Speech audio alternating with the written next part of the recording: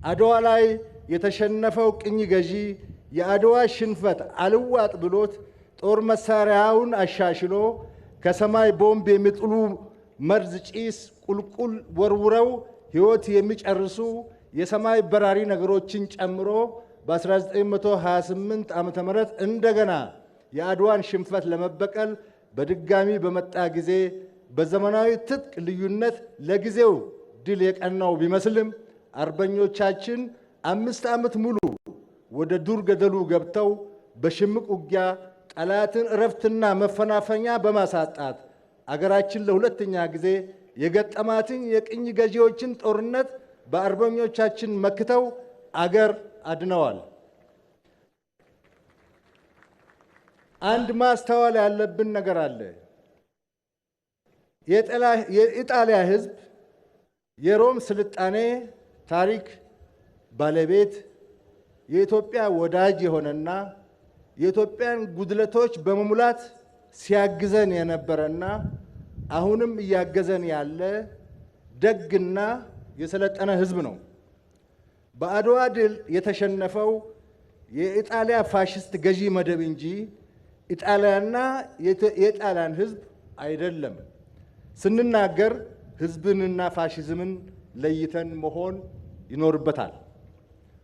የኢትዮጵያ ጀግኖች የማይበገሩ ከሕዝባችን የአርበኝነት ታሪክ ቅብብሎሽ የተፈጠሩ የቀድሞ ትውልድ ወራሾች ናቸው። አርበኝነት፣ ጀግንነትና በራስ የመተማመን ባህላችን ከአድዋ ድል በፊት የነበረ በአድዋ ድል የተደገመ እስከ ዛሬ የተላለፈልን ታሪካችን ነው። በዚህ የአድዋ መታሰቢያ በዓል ዙሪያ ሐውልቶቻቸውና ምስላቸው ቆሞ የሚታያቸው ጀግና የጦር መሪዎች በደማቸውና በአጥንታቸው አገር ያስረከቡን ወላጆቻችን ናቸው።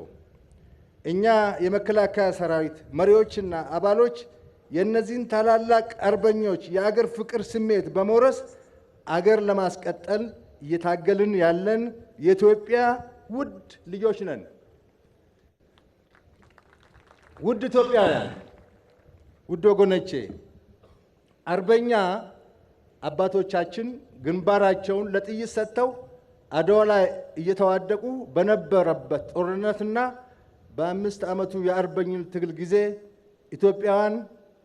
ኢትዮጵያን ያላገዙና አገርንና ሕዝብን በመካድ ከጠላት የተደራደሩ ጠላትን እየመሩ አርበኞቻችንን ሲያስመቱ የነበሩ ወገኖች እንደነበሩ ታሪክ ያውቃቸዋል። የኢትዮጵያ ሕዝብ ገላጭ የሆነው የአርበኝነት ታሪካችንን ለማራከስ ከጠላት ተሰልፈው ሲወጉን የነበሩ ባንዳዎች እንደነበሩ ይታወቃል።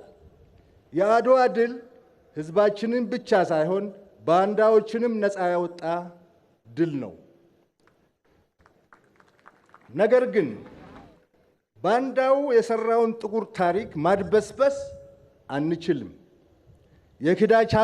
የክህደታቸውንና የባንዳነታቸውን ታሪክ ለልጆቻችን በመናገር አርበኛን የሚያጀግን ባንዳውን የሚጠየፍ ትውልድ ልንገነባ ይገባል።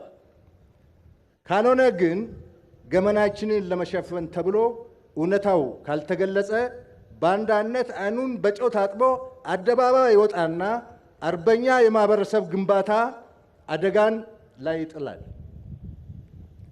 አርበኛንና ቅጥረኛን መለየት የማይችል ትውልድ ይፈጠርና አገራችንን ለማዳከም ከሚፈልጉ ጠላቶች ጋር እየተሞዳሞደ ባንዳነትን መተዳደሪያ ማድረግ ነውርነቱ ይጠፋል።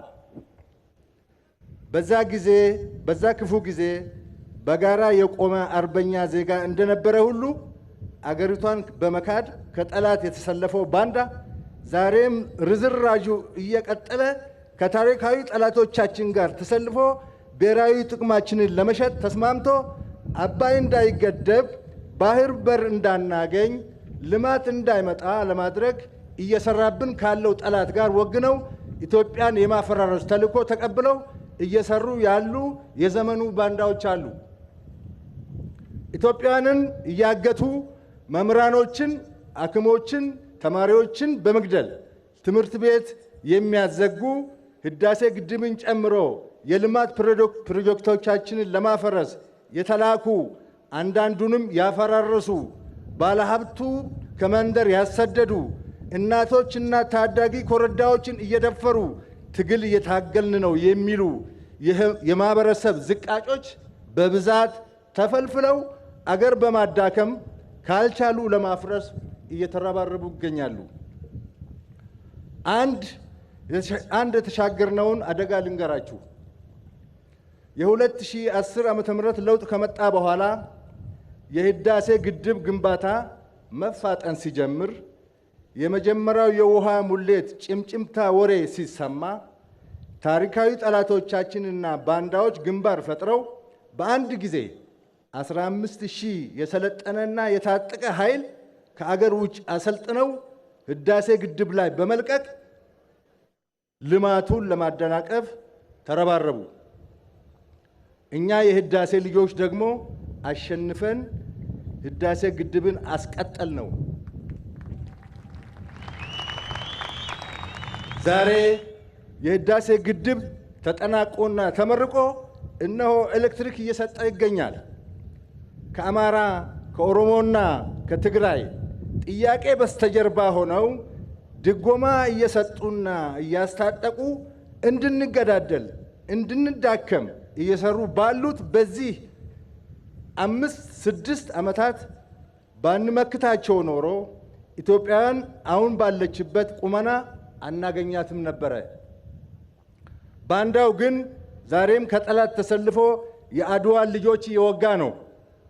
እነዚህ ተዋጊዎች ለህዝብ መብት እየታገሉ እንዳሉ የሚረዳ ዜጋ ካለ ኤርትራን የማስገንጠልና የባህር በር የማሳጣት ተመሳሳይ ታሪክ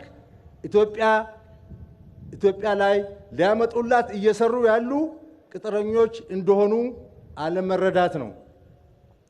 የብሔር ጥያቄ፣ የኢኮኖሚና የዲሞክራሲ ጥያቄ ካለ የአገር አጥርና የሉዓላዊነት ምሽግ የሆነውን የአገር መከላከያ ሰራዊት በመውጋትና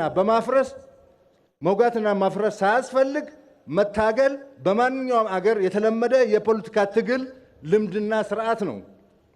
ከባዕዳን ጠላት ጋር ተሰልፎ የገዛ አገሩን ሰራዊት የሚወጋ ታጣቂ ባንዳ እንጂ ታጋይ ሊሆን አይችልም።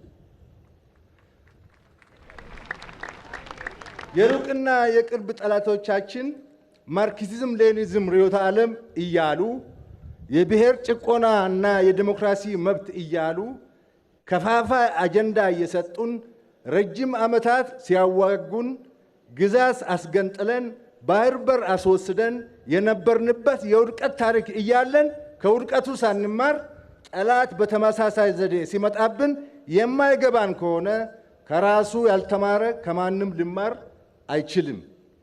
የኢትዮጵያ ሕዝብ በታሪካዊና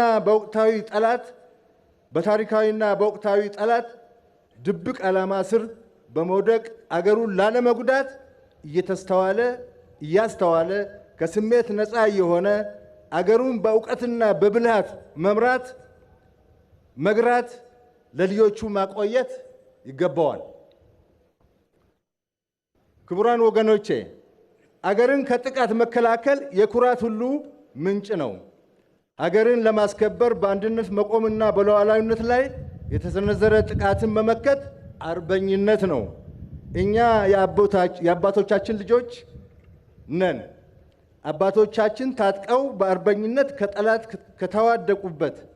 ከተዋደቁት በተጨማሪ ያልታጠቁና በእጃቸው መጽሐፍ ቅዱስ ይዘው ጠላትን እምቢ በማለት ግንባራቸው ለጥይት የሰጡ እንደነ አቡነ ጴጥሮስ ያሉ አርበኛ የሃይማኖት አባት ልጆች ነን። ታዝሎ የሚመጣ የውጭ ጠላትና አዝሎ የሚመጣውን የኛን ባንዳ በእኩል ደረጃ እንዋጋለን። የህዝባችንን አሰላለፍ በእውቀትና በንቃት መሆን አለበት። በአደናጋሪ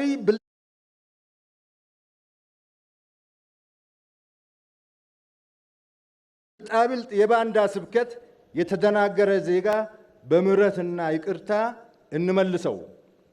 ባንዳነት የተፈጥሮ ሥራ የሆነውን ግን እንደ ማንኛውም ጠላት ሁሉ ታግለን አሸንፈን አገራችንን እናስቀጥል።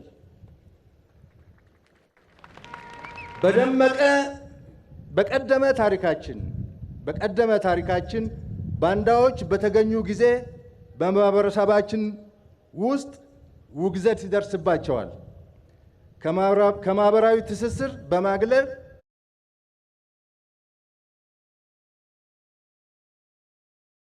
ጋብቻ ይከለከላሉ። በግጥምና በዘፈን ነውርነታቸው እየተገለጠ በየሄዱበት የሚሸማቀቁበት ቅጣት ይከናወን ነበር። በጦር አዛዦችና በገዢዎች የሚደርስባቸው ቅጣትም እስከ ሞት የሚደርስ እንደነበር ይነገራል። በአድዋ ጦርነት ወቅት የተገኙ ከሃዲዎች ላይም ከባድ ቅጣት መፈጸሙን የሚገልጹ የታሪክ ማስረጃዎች አሉ። ለምሳሌ አጼ ምኒልክ በምርኮ የያዙትን የኢጣሊያ ወታደሮችና የጦር አዛዦች በእንክብካቤ ይዘው ወደ ሀገራቸው እንዲሸኙ ሲያደርጉ፣ በባንዳዎች ላይ ግን ከፍተኛ ቅጣት እንዲፈጸም አዘዋል። ባንዳነት በታሪካችን በዚህ ደረጃ የሚያሳፍር የሚያስቀጣና በማህበረሰቡ ዘንድም መገለልን የሚያስከትል አንገት የሚያስደፋ ነበር ድሮ።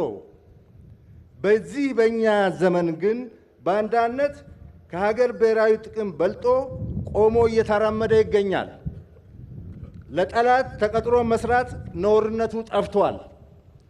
ታሪካዊ ጠላቶቻችን በቀጥታ ጦርነት ገጥመው እንደማያሸንፉን ስለተረዱ ባንዳዎችን ቀጥረው የገዛ ሀገራቸውን እንደወጉላቸው አድርገዋል። አንድ ላይ ስንቆም እንደማንበገር በአድዋ ጦርነት ካስመዘገብነው ድልና በተከታታይ በወረራ ምከታ ታሪካችን ያከናነምናቸውን ሽንፈት ስለተገነዘቡ ራሳቸው አይመጡም።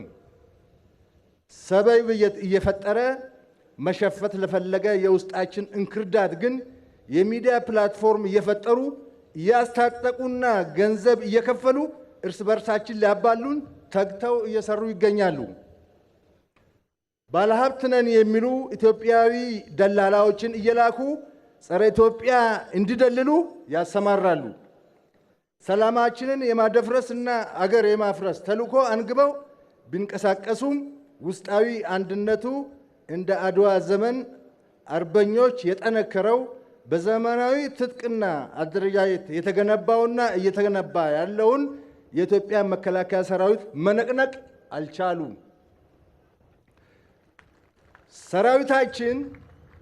ሰራዊታችን ጠላት የገባበት እየገባ በመቅጣት የላኪና የተላላኪን ህልም እያመከነ መጥቷል። ኢትዮጵያን እናፈራርሳለን ብለው ብዙ ቀጠሮ ቢዙላትም አገራችን ከመፍረስ ይልቅ ከፍታዋ እየጨመረ ይገኛል። በዚህም ጠላቶቻችን እና ተላላኪዎች ባንዳዎች በጣም ተናደዋል። ኢትዮጵያ ከዛሬ 130 ዓመት በፊት አድዋ ላይ የቀኝ ገዢዎችን ወረራ መክታ በመላው ዓለም ስሟ ከፍ ብሎ ተጠርቷል።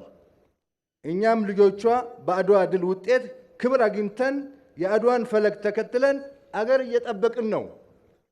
በዘመን ቅብብሎሽ የጀግኖች አገርና የአኩሪ ታሪክ ባለቤት የሆነችውን አገር እንደተረከምነው ሁሉ ህዝቦቿንና ሀብቶቿን እንዳለ ለወጣቱ ትውልድ እናስረክባለን። እኛም ልጆች ወልደናል። አገራችን ለልጆቻችን ለማስተላለፍ እየታገልን እንገኛለን። ህዝባችን ከመከላከያ ጋር ይቁም ስንል የዛሬ 130 ዓመት ከአድዋ አርበኞች ጋር ቆሞ አገር እንዳዳነው ሁሉ ከዛሬው አርበኛ ጋር በመቆም አገርህን ጠብቅ ማለታችን ነው። ካልሆነ ግን ዋጋ የሚያስከፍለው አገርንና ህዝብን ነው።